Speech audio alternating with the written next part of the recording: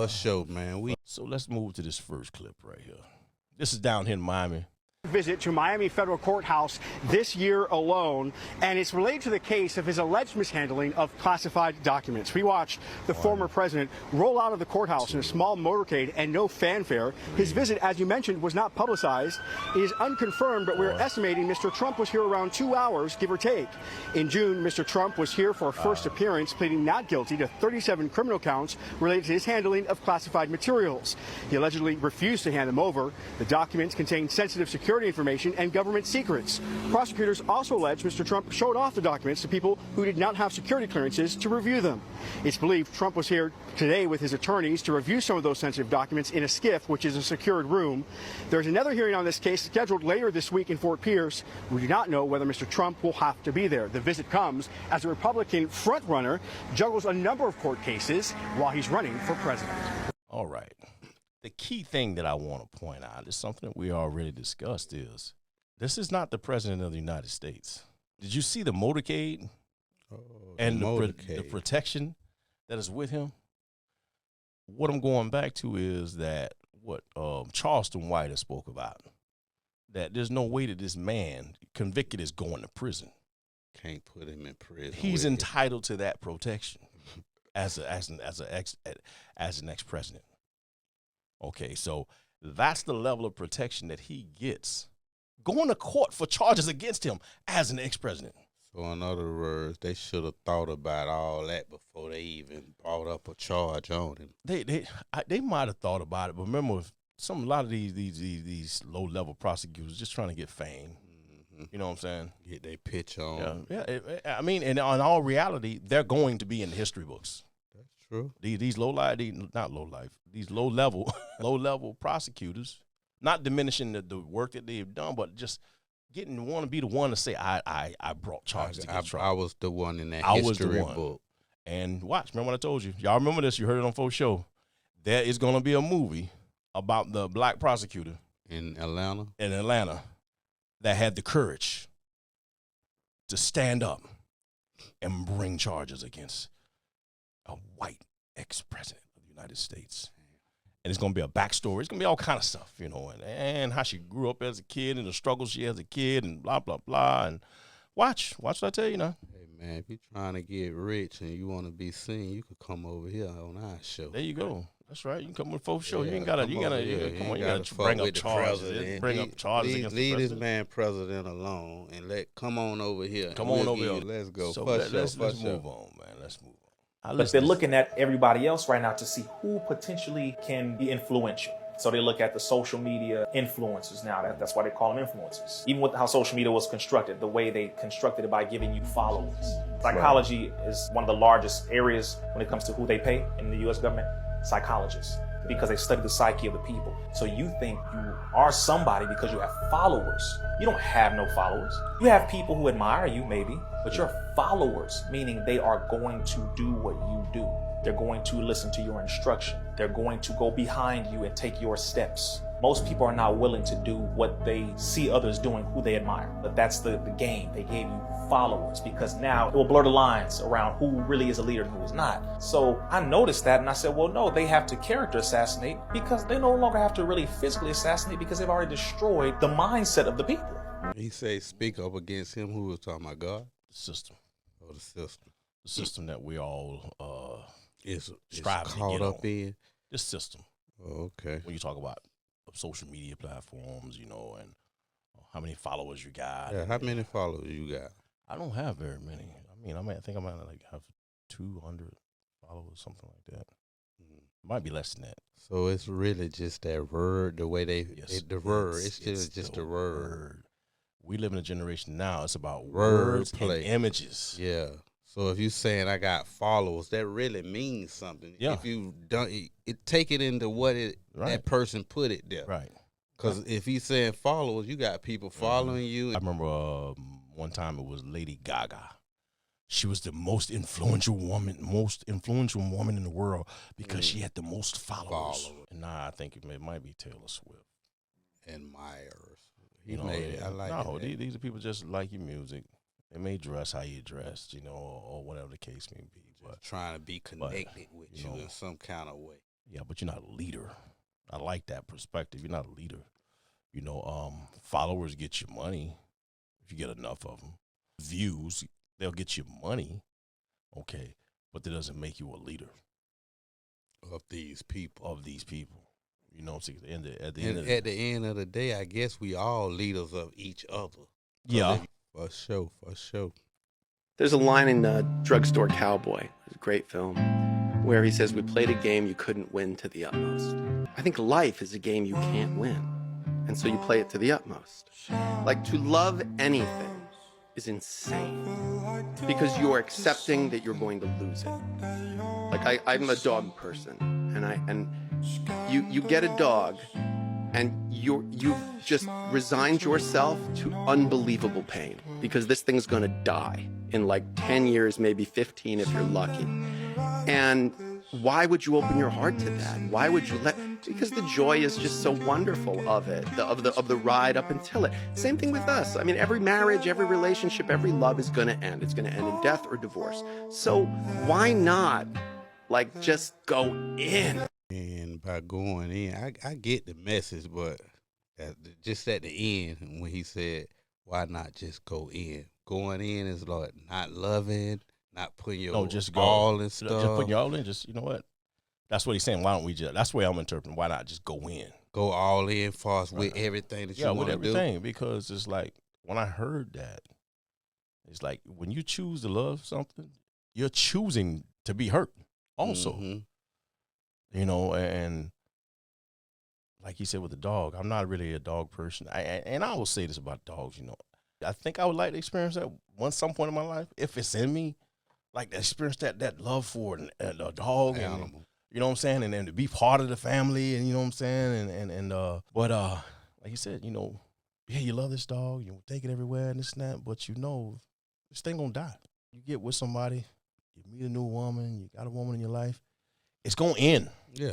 It's gonna end one way or the other. It's gonna end with her dying, death, leaving, or it's gonna leaving, end with a breakup, some kind of but way. it's gonna end. But that's what I don't get. See, at the end, he was like, put your all.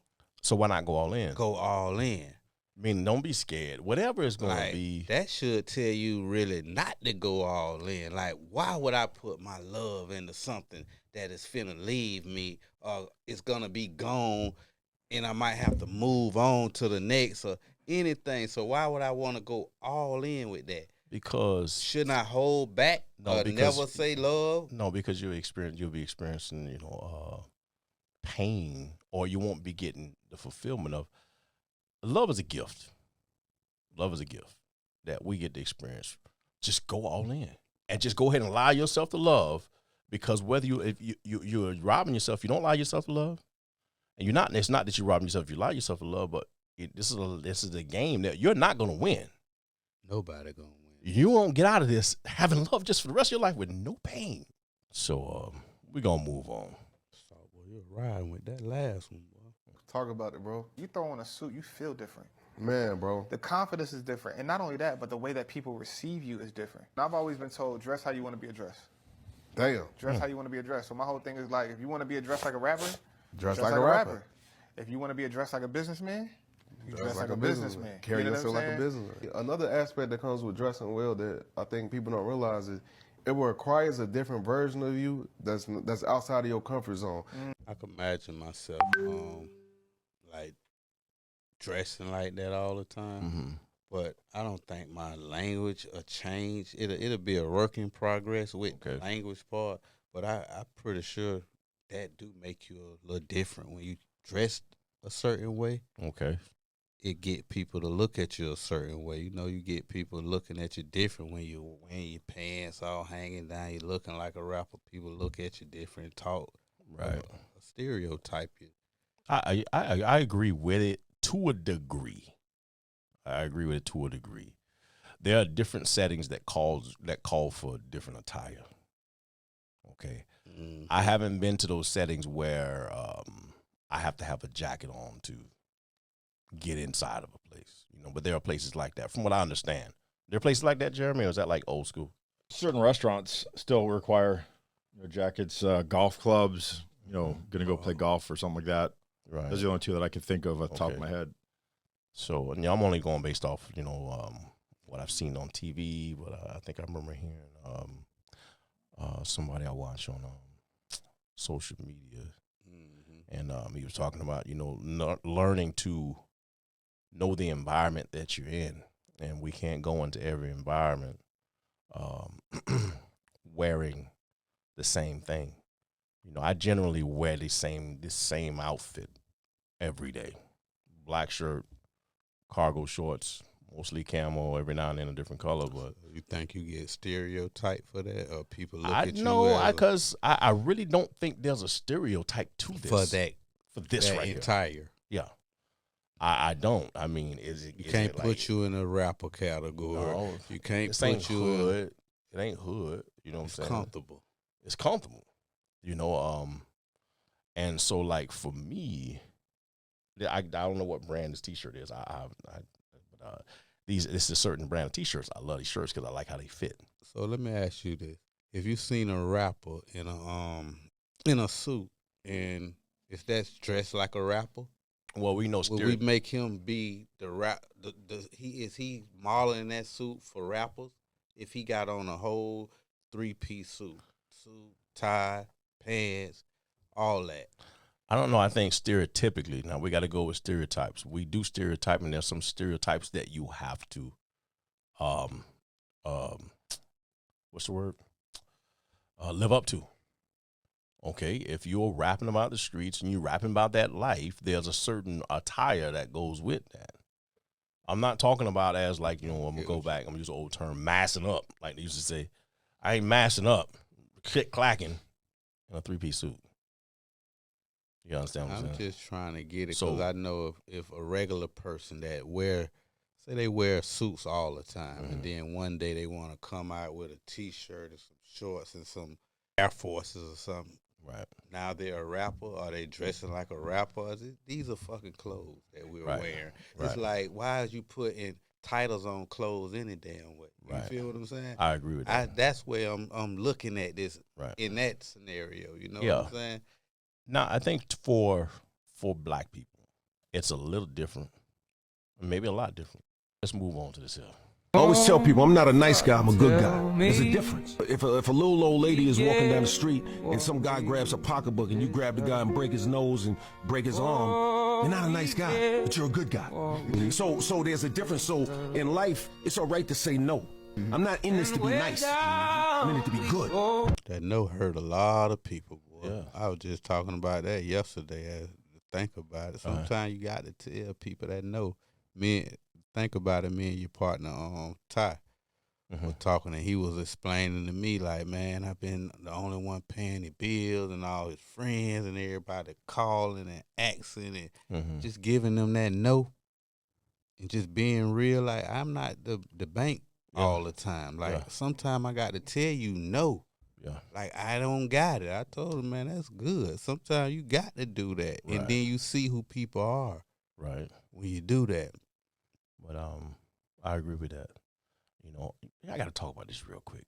I don't know what possessed this. I don't even. There's somebody we was up the road with, right? He called me the other day and said, "Hey, bro, how you doing?" First, you know how we do it. People want something, they text you, "Hey, what's going on?" And I'm like, "Yeah, what's up?" Nothing to it, man. Man, struggling, man. And snap, blah blah blah. I'm like, okay, well, that's what's up. And I call you real quick. I'm like, all right. Man, listen, here's what's going on. Gave me this story.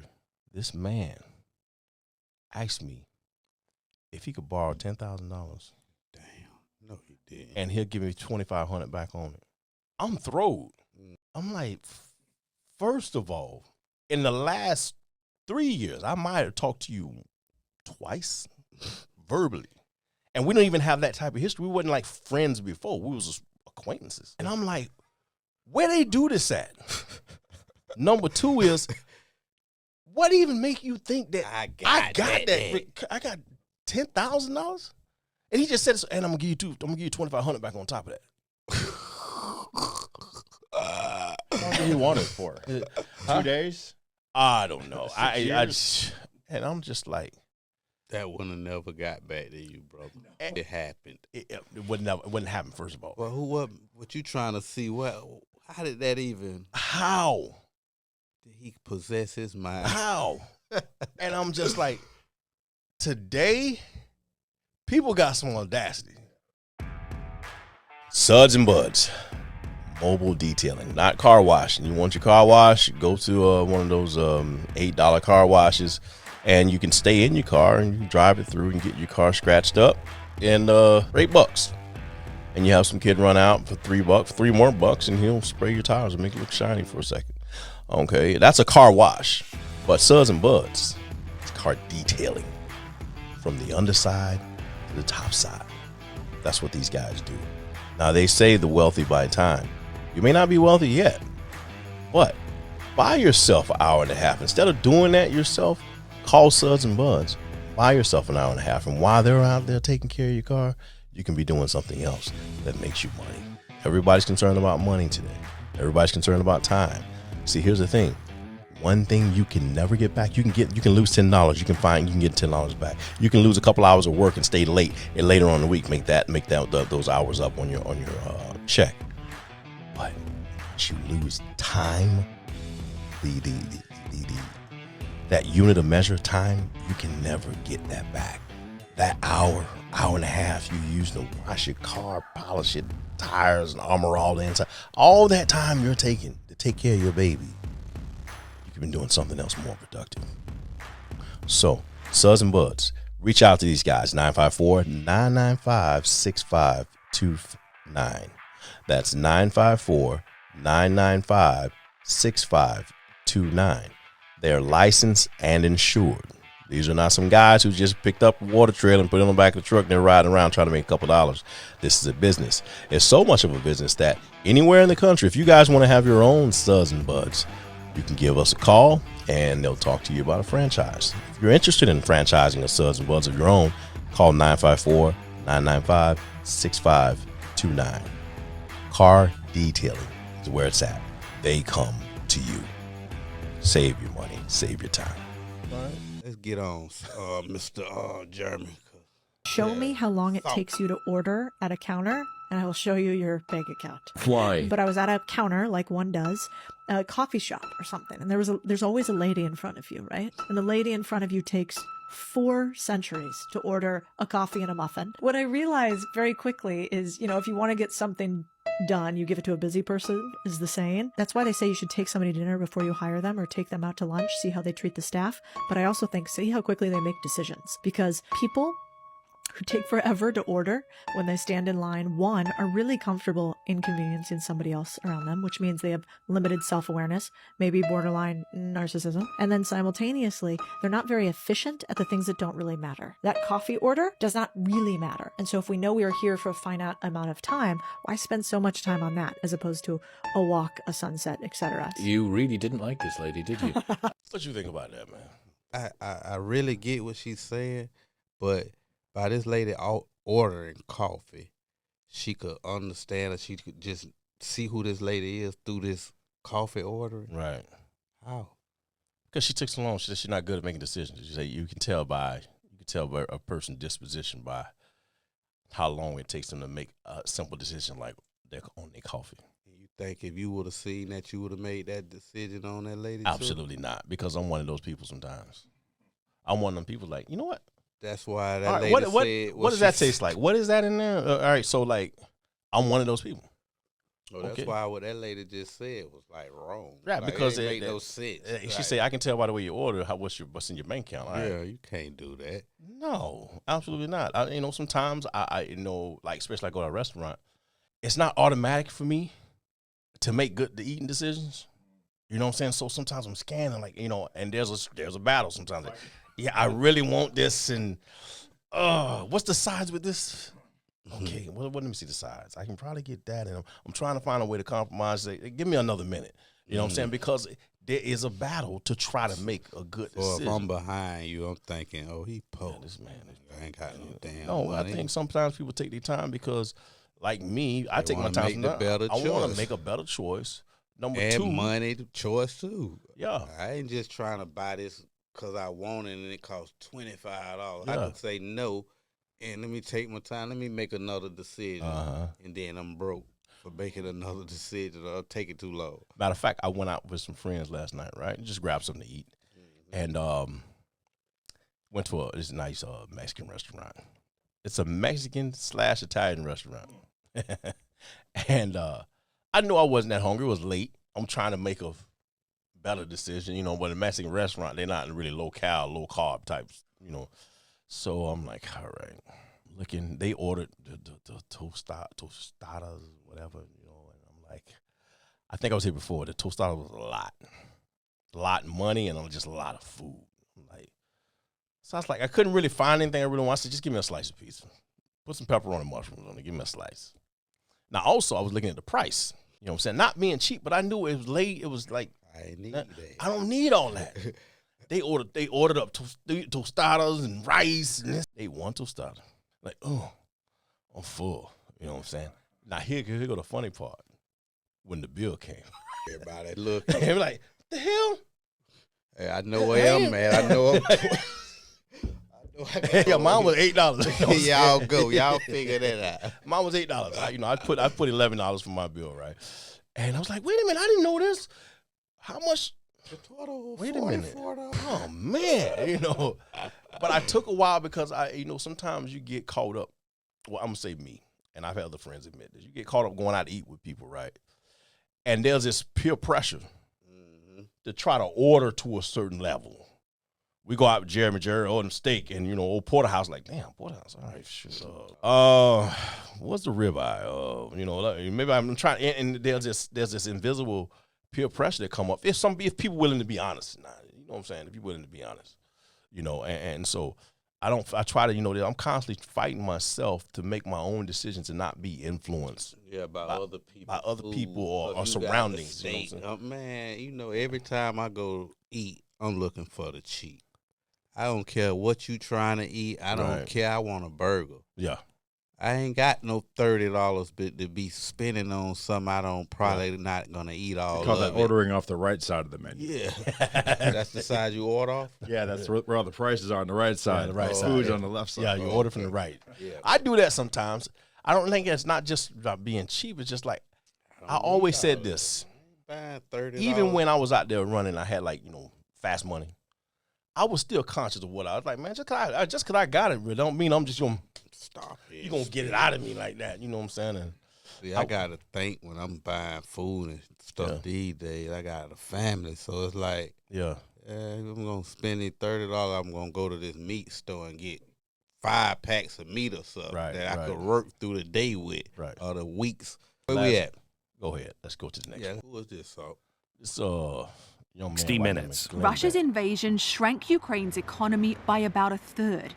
We were surprised to find that to keep it afloat, the US government is subsidizing small businesses. Wait, what? We're also paying the government salaries, and we're paying the people's Social Security, okay? We're not even paying it here. And every dollar that we print to send over there is causing inflation here. Ukrainians pay their lives. Ukrainians pay with their lives. And I believe and I hope that their lives cost much more than money. Yeah, it does. It does.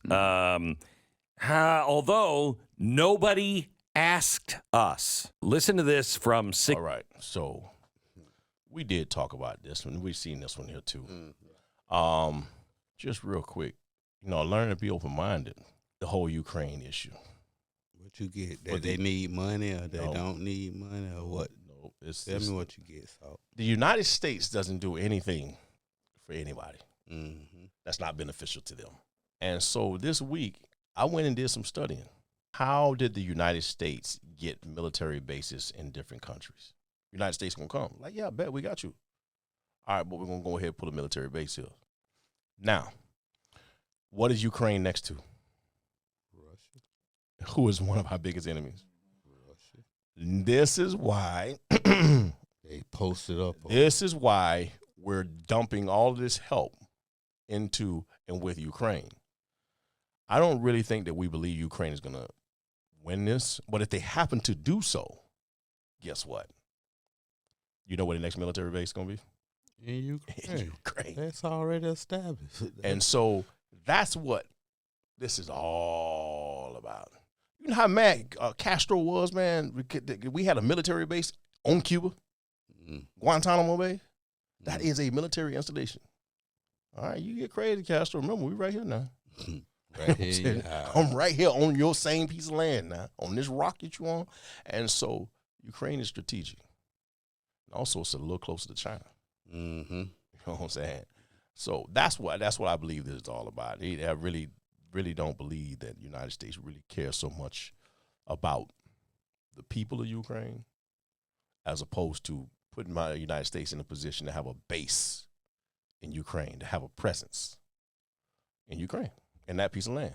If they would have already been a part of that UN or whatever that. And so now what happens is, if we get a base there, right? Let's say Ukraine wins, we get a base there.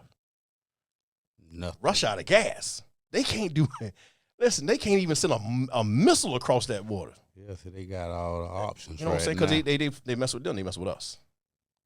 And then we got to get involved. Now it's like, hey, listen, we right in your backyard. You really want this? This ain't what you want now. We'll go ahead and give it to you now. We right here. Mm-hmm. We can line up ships out here on the other side too, and we can line up all our soldiers right here. So this is all strategic. It's all strategic. Do you like Trump? Do I like Trump? I never liked The Apprentice. I don't think I ever watched a show or anything that he was on, and I was like, man, that guy seems like a really great guy. But I also don't look at my president to be my moral compass either. I mean, look at these guys right now that are terrorizing the world. Jong-un, Xi Jinping, Putin, the leaders of Iraq and Iran that are doing all kinds of stuff. These guys are all junkyard dogs, you know? And what you need to defend against a junkyard dog is another junkyard dog. And that's what Trump was. So do I like the guy? No. Do I think that he was good for the role? Yes, I do. I mean, look what we have now. We have a 85-year-old Chihuahua with like white glassy eyes and his tongue hangs out, and then when he barks, it's not even a full bark. It's like, what? All right. So, do you like Trump? You were asking me that question? He made a point. No, I don't like Trump. If he was asking me the question. But what he's saying is, was he good for the role? I know what he's saying. You know yes, what I'm saying? He was good for the role. Because it's like, he had Putin in his hands. Mm-hmm. They was friends. Had him in check. Yeah, he had him in check. He told Kim Jong-un, you fire off one more rocket. Play with me. You fire off one more rocket. What do you say? I'm going to rain down hell on you or something like that? He's called him Rocket Man. He's called him Rocket Man. He say, let me tell you something, man. You keep doing it, I'm president now. We'll rain down that bed. I'm going to just paraphrase. Say, you're going to see the likes of something you ain't never seen before. One more. Do you know why Trump? Why he could do that too? Because we were in South Korea. Yes. Yeah, we're in South Korea. We're in South Korea. We got a base. Allies. Yeah. So it's like, but you know what that man never did? Why? As soon as Biden became president, he went to playing games, shooting. Started knowing that testing shit may again, not you know make what I'm it. And so it's just like, you see, he did this with other countries, man. It's like, man, listen. So it's like we need somebody that's with the same mentality that really don't care about nothing. You know what I'm saying? To be able to deal with people who really don't care about nothing. You know, and so for me, that's why I do believe, like this guy just said, Trump was good for the role. At the end of the day, you know, your president ain't your role model, your moral compass. You know what I'm saying? You need him for that role. Yeah, you need him for that role. Yeah. Anyway, let's move to on the next one. You know what? I hate Instagram. You got the mute button down. See the little speaker on the bottom? Yeah. More seriously, with more respect, and it makes women more attracted to you. So there's a couple of techniques that I remember that I used to use back in those Minecraft days that I want to pass on to you right now. And the first one is what I call down talking. So naturally, when we end a sentence, most people aren't very aware of this, but if you just speak out loud right now, imagine you were asking a question to someone and you say it out loud, your voice will probably end in a higher pitch, which usually symbolizes like a little bit of submission and weakness. Oh, can you pass me that pen over there? You soften your voice because you're almost afraid to show that you actually have more power, because you don't want the conflict that can arise when you show that, yep. What is he talking about? Power in speaking. Power in the tone. No, man, the power in the tone and the way your tone is delivered. Right. It affects people. You know, Jeremy, you are a speaker. We need your input on this. Oh. Inflection is everything. Everything. It sets emotion, it sets tone, it sets expectations, it's a set up for what's coming. It can draw you in. Right. So what do you think about what he said? I mean, it's all context. So when you're speaking to somebody and you want something from them, you got to think about not the words you're saying, but the way you're saying the words. Pitch. Yeah, everything counts. Same with body language, your facial expressions as you're saying it. It all goes together. So words actually count up 15 to 10% of the message. It's how you're saying it. That's the other 85, 90%. I guess that's what my daughter be talking about. What you mean? The way I talk to her. Or she says yes or yes, rolling those eyes. You know that's going to set you off. She say the way I talk to her, it don't deliver right. It's like it be more just like controlling part of it, like I'm forcing you to do something. Right. Instead of calming it down a little bit. And I tell her, I'm your dad. I can't like chop up myself for you. Right. Now somebody else, I could probably level myself down a little bit and talk to them. But when it comes to my kids and stuff like that, I'm gonna just be me. So, okay. So you feel more comfortable talking more forceful to kids than to adults. You won't talk to me like you talk to your kids. I probably talk to you like that too. You if I felt like I needed to, and you I ain't crossing the path, or you ain't knowing what I'm talking about. What you say. I'm gonna talk just like I'm talking now, and you may take that offensive. I'm not gonna take it offensive, but I don't do what you say. Offensive. I said offensive. Oh, it sound like I don't do what expensive. you say. You know, as an adult, adult don't do what somebody say. Now you can do what I ask. Yeah. You know what I'm saying? So I'm gonna try it real quick. Let's say, listen, don't drink out of that cup anymore. Or I can go, man, don't drink out of that cup no more. Which one sound more serious? The first one. First one sounds like I better think about what I'm doing. Like that one sound more serious to me. Like, boy, what's going on? Why I can't drink out of that cup? You feel me? Just don't drink out of the cup. Okay, I got you, bro. We'll talk later about it. All right, we'll talk later about it, man. Just trust me. All right. So, you know, I think the delivery, the tone, and like you said, inflection. You know, all that stuff count. All right, let's move on to the next one. All right. I'm going to challenge all black people for this 2024 election to stop going to your polling place and just voting Democrat, Democrat, Democrat without even knowing what's going on, just because you've been told to always vote for the Democratic Party. What has the Democratic Party done for us as black people in the past, I don't know, 50 years? Even the first black president, he didn't do for the advancement of black people in this country whatsoever. Barack Obama did more for the LGBTQ community, more for the gay community, signing laws protecting them and their advancement and their rights than he did for black people the entire 8 years he was in office. So why are we still sitting up here voting Democrat when they don't do for us? That's something that needs to be, I think that we need to be continuously reminded of.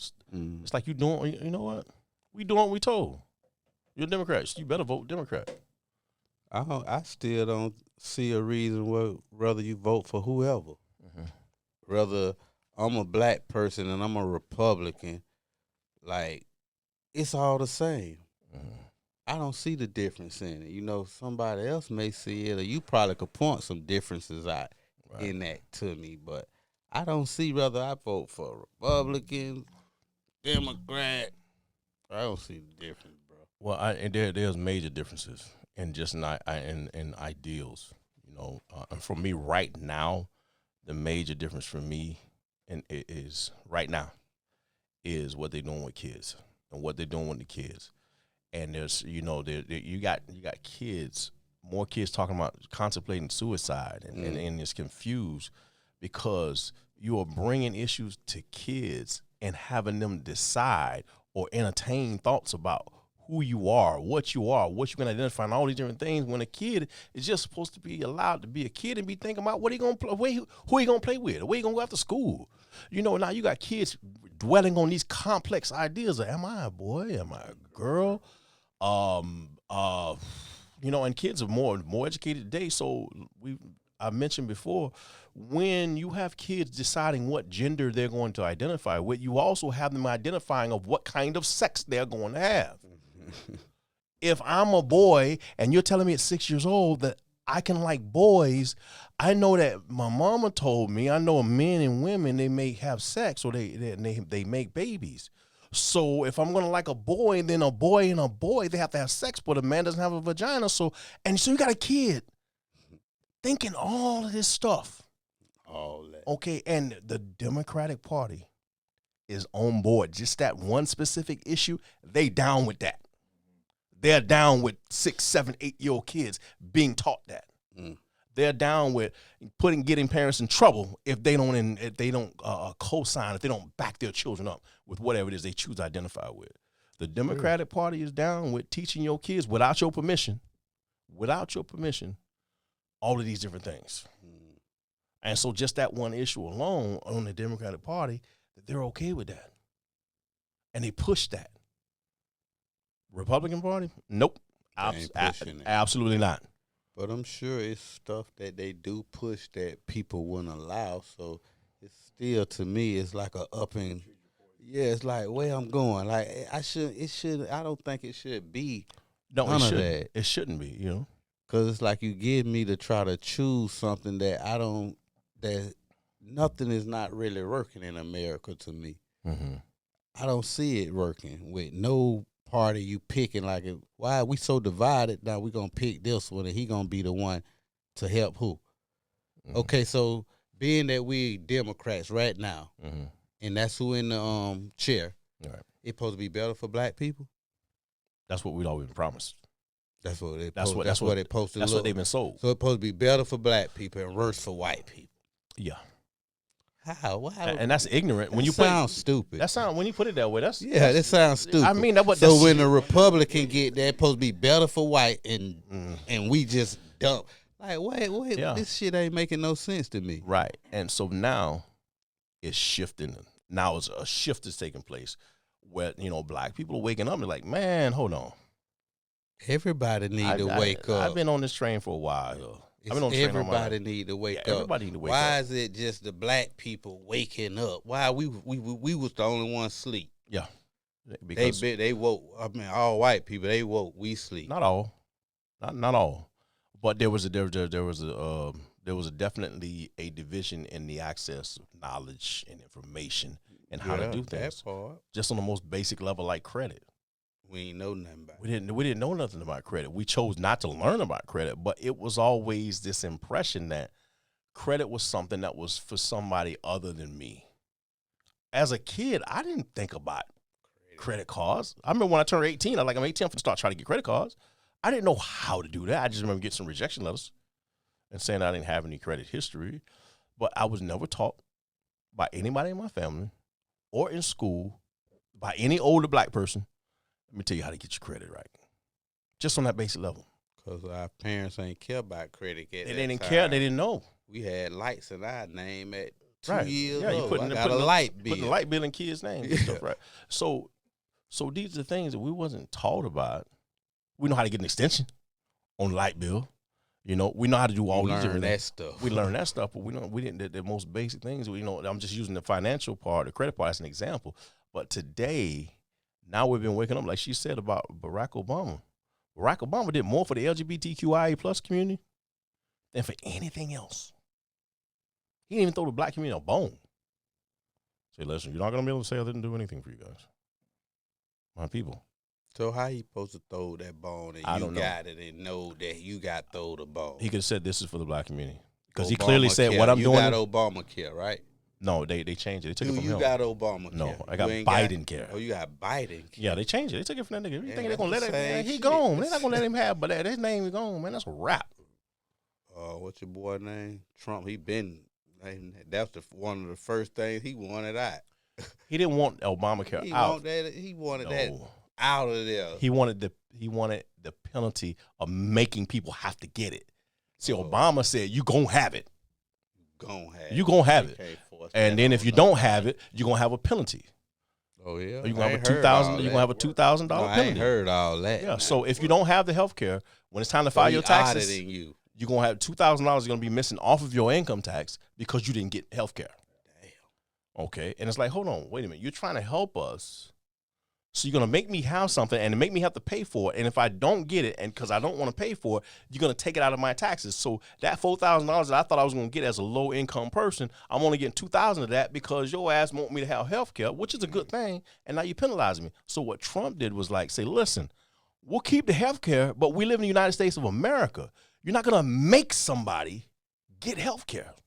You're not gonna make that. You're not gonna penalize them for not getting it. If they choose not to get health care, then fine. But we're gonna take away the mandate. It was a mandate that you had to get it. He took the mandate. Yeah, he took the mandate. But the way it was voiced was Trump want to take away health care from low income people. He don't care nothing about black people. He in low was income. trying to get rid of that. No, he wasn't. Yes, he was. Okay, man. all right. Man, to tell you straight up, he ain't want that.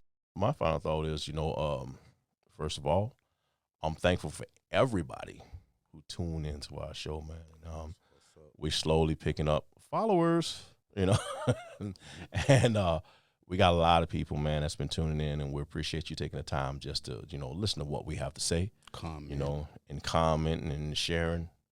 And we do want you to know that, this is our point of view. And thank God we live in the United States of America where I can share my point of view. We can share our point of view. And it's okay if you disagree with me, and it's okay if we disagree with you, and it's okay if we disagree with each other. That's true. He said a lot of stuff, man, I don't agree with at all. Yeah. Period. Nothing. You know what I'm saying? But that's okay. You know what I'm saying? Yeah, amen. Some of us on different levels, and that's all that is, right? That's real. Tune in. We're on all platforms. Any platform that you can watch podcasts on, we are on them.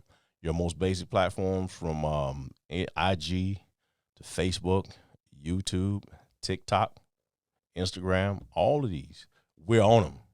That's real. Come like, check us out. Subscribe, comment, share.